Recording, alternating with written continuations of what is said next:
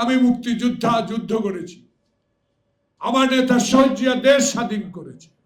জনগণের কথা বলার জন্য আপনার কাছে আমরা একটি নির্বাচিত সরকার চাই, যারা সংসদে বসে করিডোর নিয়ে কথা বলবে, বন্দর নিয়ে কথা বলবে।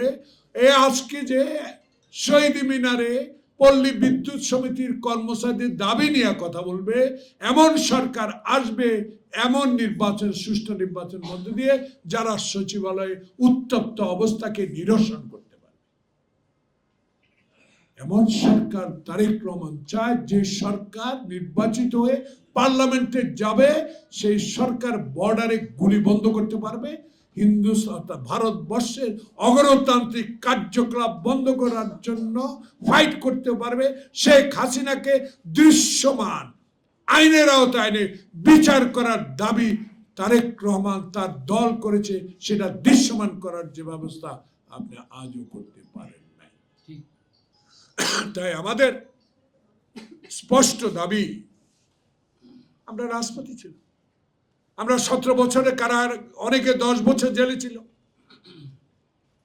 111 আমরা জেলে ছিলাম, আমাদের নেতার মেরুদণ্ড ভেঙে দিয়েছে। কিন্তু আজকে কিসের চক্র, কার কথা, কার কান কথায় নির্বাচনের সুনির্দিষ্ট তারিখ ঘোষণা করেন? কথা আসলেই ডিসেম্বর জুনের মধ্যে তো নির্বাচন হবে।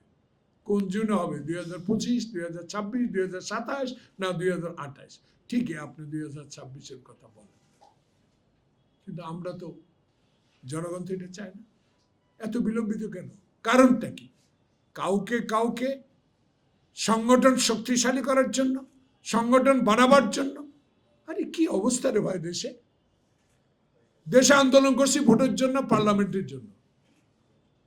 কি এর মধ্যে আব্দুল হামিদের নাটক, আইবির নাটক, ফারিয়া কি চিত্রনায়িকার নাটক, এসব নাটক মঞ্চস্থ করে বাংলাদেশের মানুষের অধিকার প্রতিষ্ঠা, ভোটাধিকার আদায়ের সংগ্রামকে বিপথে নিয়ে যাওয়ার একটা ষড়যন্ত্র বলে আমরা জনগণ মনে করি।